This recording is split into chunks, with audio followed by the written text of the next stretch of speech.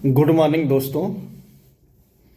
आज बहुत ही कोल्ड है और इतने दिनों से मैं वीडियो नहीं डाल पाया था, तो आज फिर से हम लोग कंटिन्यू करते हैं। और आज हम लोगों की चर्चा का टॉपिक है कंसेप्ट ऑफ असेसमेंट। असेसमेंट को कहते हैं आकलन। आकलन की अवधारणा या आकलन का संकल्प। दोस्तों, असेसमेंट का अर्थ है विद्यार्थियों के ज्ञान, समझ, कौशल, व्यवहार और प्रगति का व्यवस्थित रूप से मूल्यांकन करना, ताकि ये जाना जा सके कि सीखने के उद्देश्य कितने पूरे हुए हैं। दोस्तों, असेसमेंट की एक बहुत ही सरल परिभाषा है। असेसमेंट वह निरंतर प्रक्रिया है जिसके माध्यम से छात्र या विद्यार्थी के सीखने की स्थिति, प्रगति और कमियों की पहचान की जाती है। अध्यापन और सीखने की प्रक्रिया में सुधार किया जाता है। सरल शब्दों में हम कह सकते हैं कि असेसमेंट इज इक्वल टू सीखने को समझने और सुधारने की प्रक्रिया।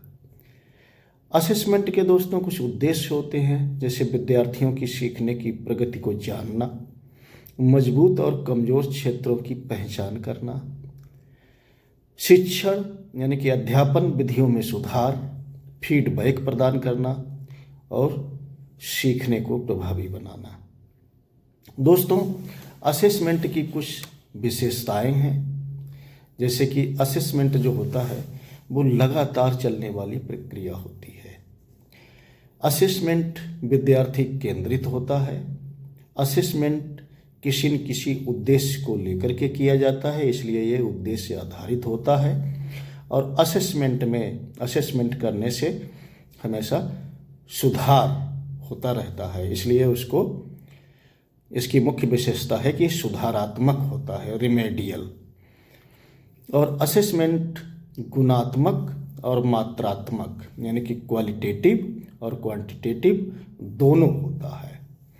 दोस्तों, असेसमेंट के कुछ प्रकार होते हैं, जिसमें एक होता है फॉर्मेटिव असेसमेंट, सीखते समय आकलन। जब हम सीख रहे होते हैं, क्लासेस चल रही होती है, उस समय आकलन होता है। जैसे क्विज होता है, क्लासरूम में क्वेश्चन होता है, ये सब हमारा और असाइनमेंट हमको दिए जाते हैं, ये सब हमारा क्या होता है कि सीखते समय आकलन होता है, इसलिए इसको फॉर्मेटिव असेसमेंट कहते हैं। एक होता है दोस्तों समेटिव असेसमेंट, ये होता है सीखने के बाद आकलन। जैसे कि जब हमारी क्लासेस ऑफ हो जाती हैं, उसके बाद जैसे कि एग्जामिनेशन होता है या लास्ट मोमेंट में जो हमारे टेस्ट होते हैं, तो ये आ जाता है, कहने का मतलब समेटिव असेसमेंट में।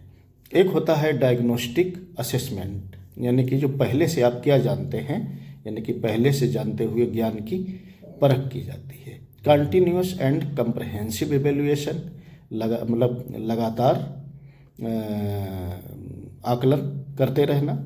और एक होता है सेल्फ एंड पीयर असेसमेंट, अपने आप खुद का आकलन करना या सहपाठी आकलन, इसको बोलते हैं पीयर असेसमेंट।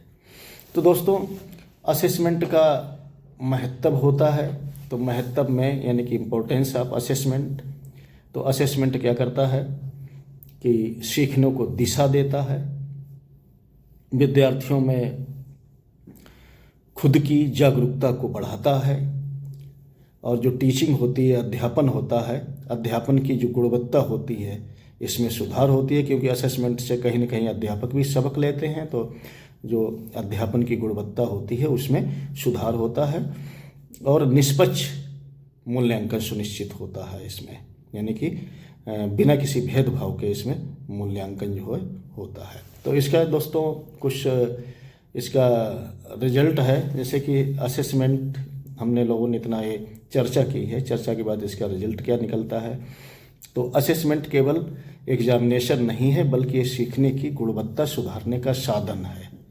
प्रभावी असेसमेंट से विद्यार्थी और अध्यापक दोनों को लाभ होता है। तो दोस्तों, ये था अपना टॉपिक कंसेप्ट ऑफ असेसमेंट। उम्मीद है सब कुछ समझ में आया होगा। Thank you so much, have a nice day. Next time हम लोग अगले वीडियो में मिलेंगे कोई नए टॉपिक के साथ। Thank you so much.